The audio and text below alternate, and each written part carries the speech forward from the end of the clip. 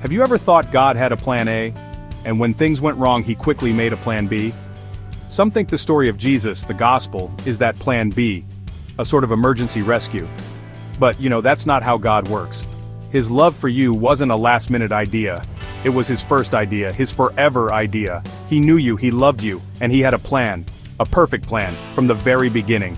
Before the first star blinked in the night sky, before mountains rose from the earth, before oceans held their first wave, God knew.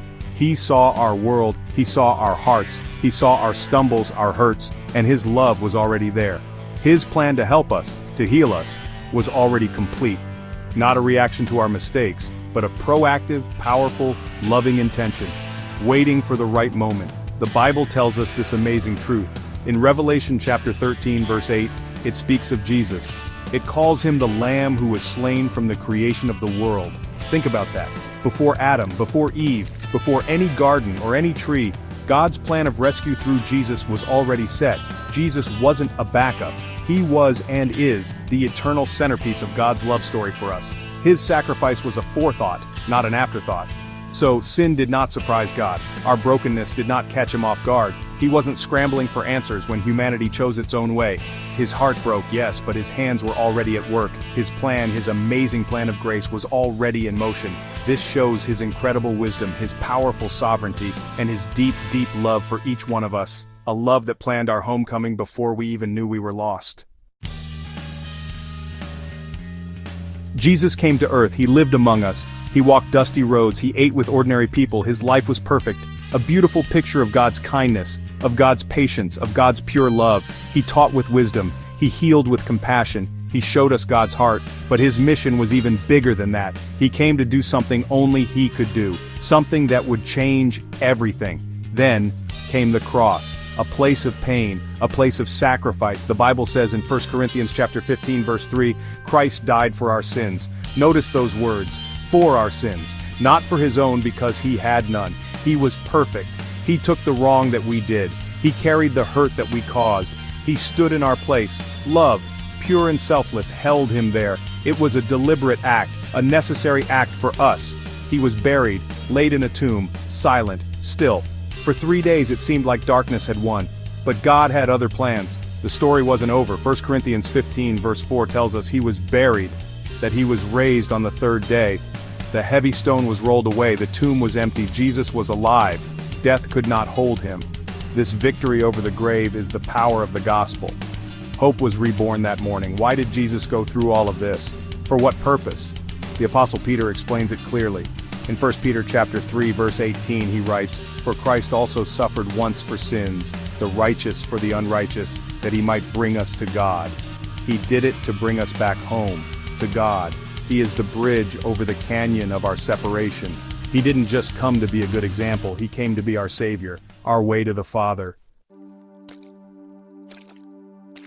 Sometimes people think the gospel is a list of rules, a set of do this and don't do that, or maybe some good advice for living a better life, like a self-help book from heaven. But the gospel is so much more than that. It's not primarily advice, it's news. Good news. The best news anyone could ever hear. It's an announcement of something amazing that God has done for us. A victory he has won. This news tells us that Jesus died for sinners, not for people who think they are perfect, not for those who believe they have it all figured out. He came for the lost, for the broken, for those who are tired of trying and failing, for those who know deep down that they need help, that they need a Savior. That means he came for people like you, and people like me. He understands our struggles. Why is this called good news? Because it's about God's incredible action, not our own efforts.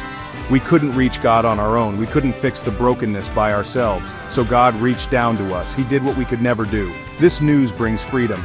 It lifts the heavy weight of guilt. It brings relief to weary souls. It fills our hearts with a deep, unshakable joy. A joy that comes from being loved and accepted. But this good news is not just something to listen to and then forget. It's not just a nice story, it's an invitation. It calls out to us. It asks for a response from our hearts. It's not enough to simply agree that the facts are true. This news is personal, it's powerful. It has the ability to change our lives from the inside out, if we will open our hearts to it. So, how do we respond to this incredible news? Jesus himself told us. In Mark chapter 1 verse 15 he said, "Repent and believe the good news." Repent, that means to change our minds, to turn around, to stop going our own way, and to start going God's way. It means seeing our sin and our need for Him. It's admitting we can't do it alone. It's the first step on a new path. A path of healing and hope. And then, believe. This isn't just thinking something is true. The Bible says in James chapter 2 verse 19 that even demons believe God exists, but that doesn't save them. Believing the gospel means to trust, to rely completely on Jesus, to put our full confidence in what He did for us on the cross. It's not trusting our own good deeds or our own efforts, it's trusting Him and Him alone for our salvation, our eternal future. This response, this step of repentance and faith, isn't just a one-time decision that we check off a list. It's the beginning of a whole new life. It's the doorway into a real, living relationship with God. It's a journey of walking with Him each day, learning from Him, talking to Him, letting His love shape us, growing more like Him, trusting Him through all of life's ups and downs. And here is the wonderful truth: God's eternal plan, made before time began, gives us incredible hope. It gives us deep security. Knowing that God loved us so much that He planned our rescue from eternity past brings peace to our souls. Our lives are not accidents. Our future is not uncertain in His hands. His love never fails. His plan holds true. In Him we are safe. We are secure. Forever.